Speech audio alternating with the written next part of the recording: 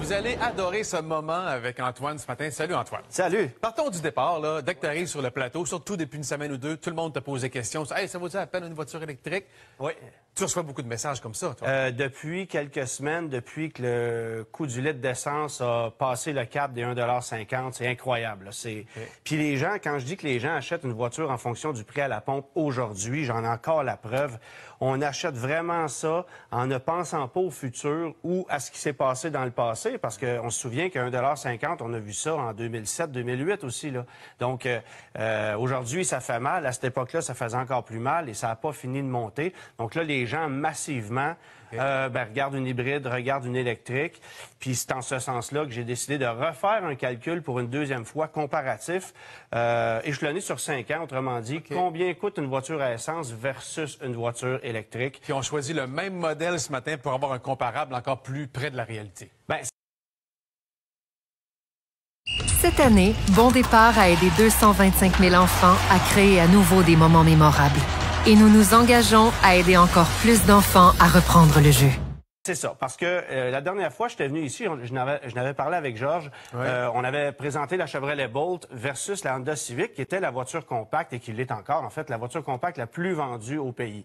Bon, les voitures sont en baisse, les petits VUS sont de plus en plus de la cote, sont très populaires. Alors, j'ai choisi cette fois-ci de comparer des pommes avec des pommes, d'y aller entre un Hyundai Kona à essence, roue motrice avant, non pas un 4 roues motrices, parce que la version électrique n'est pas 4 roues motrices, versus cette version EV pour comparer vraiment des pommes avec des pommes. Et ces deux versions preferred avec un équipement très comparable, c'est juste la technologie qui change. OK. Alors, tu as fait toutes sortes de calculs pour nous amener à un résultat.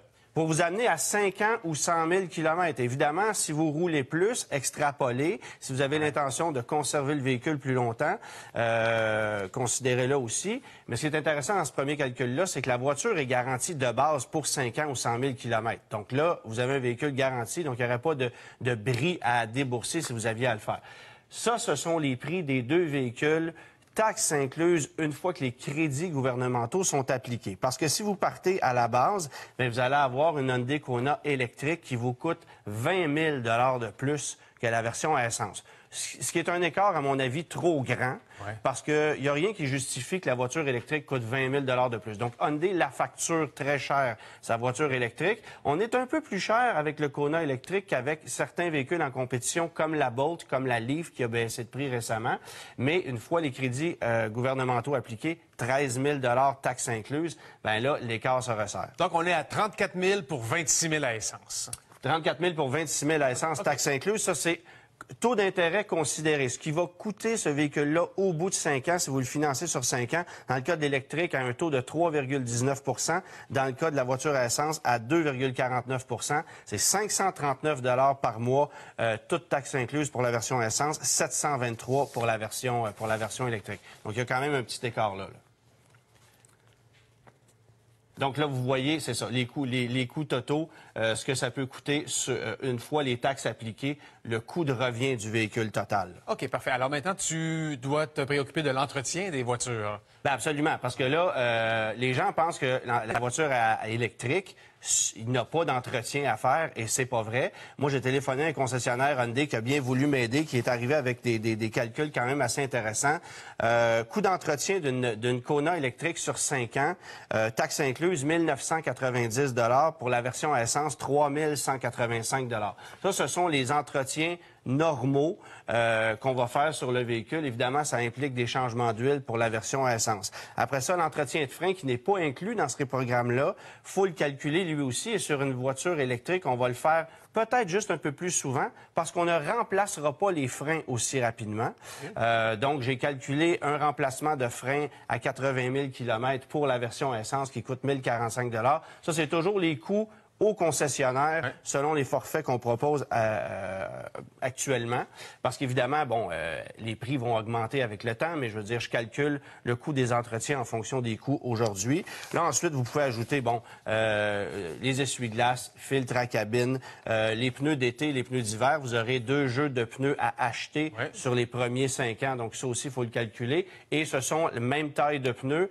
Et moi, je ne recommande pas nécessairement d'aller vers un pneu à faible résistance pour une voiture électrique pour économiser 3 km d'autonomie parce que c'est des pneus qui n'ont pas une bonne adhérence, qui jouent sur le comportement du véhicule. C'est ce qu'on va mettre souvent sur des véhicules électriques neufs, mais n'allez pas là. Donc, considérez un bon pneumatique. Alors là, vous avez les coûts totaux d'entretien sur 5 ans pour ces deux véhicules-là.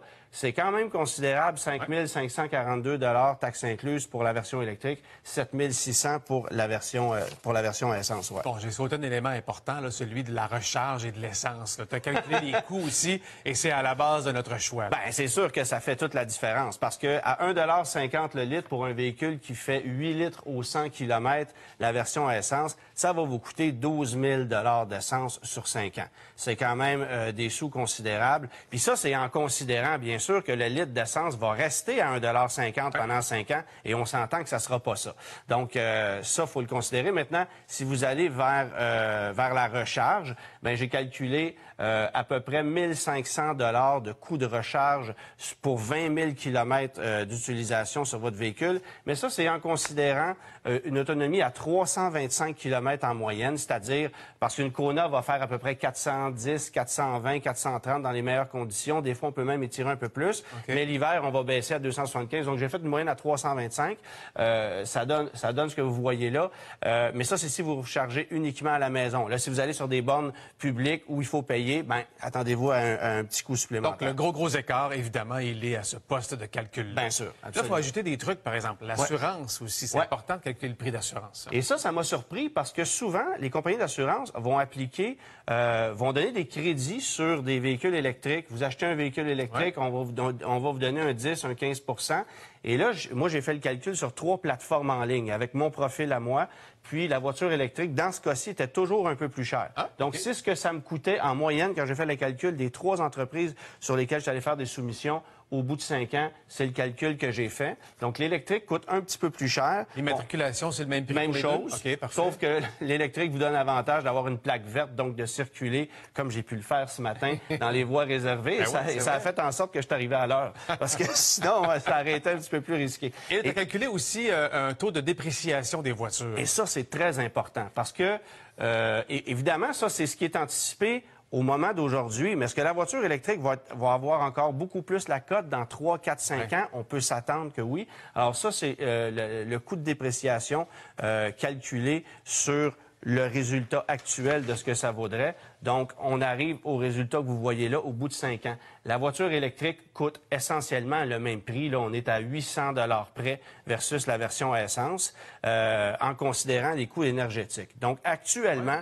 il y a des crédits qui sont bien importants pour l'achat d'une Kona électrique. Sinon, financièrement, elle n'est pas avantageuse. Sauf qu'il y a quelques années, cet écart-là est encore plus grand et ça finit par se stabiliser. Et si vous faites le calcul comme je l'avais fait avec la Bolt ou la Civic il y a quelques mois, ben là, il y a un écart à l'avantage, sérieusement, de la Chevrolet Bolt. Mais chez Hyundai, au bout de 5 ans, c'est du pareil au même. Et après ça, ben, l'électrique ne fait que se rentabiliser davantage. C'est ça. Puis l'empreinte écologique sera réduite. Bien sûr. Même si c'est juste un écart de 800 $ pour le... Beau travail. Merci beaucoup. Je pense que ça vous permet d'avoir un exemple assez concret de tout ce qu'il y a à calculer aussi, parce que la valeur de dépréciation, je ne suis pas sûr que j'aurais pensé la calculer. Il faut le faire, hein? Parce que les voitures ont une valeur de revente, puis actuellement,